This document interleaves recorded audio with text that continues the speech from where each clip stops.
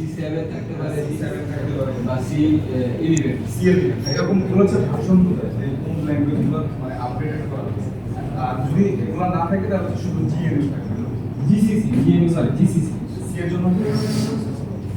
আর পাইথনের যারা পাইথন দিয়ে সলভ করতে চায় ডিরেক্ট এরকম পাইথন লেখে, পাইথন বা হচ্ছে পাইথনের আরো কিছু আপডেট ভার্সন আছে পাইপাই, আর পাশে হচ্ছে কিছু ভাষণ লেখা আছে।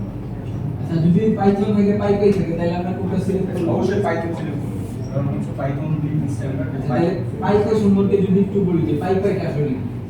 পাইপাই সম্পর্কে আমার তেমন কোনো ধারণা নেই। পাইপাই সম্পর্কে আমি যে রাহুল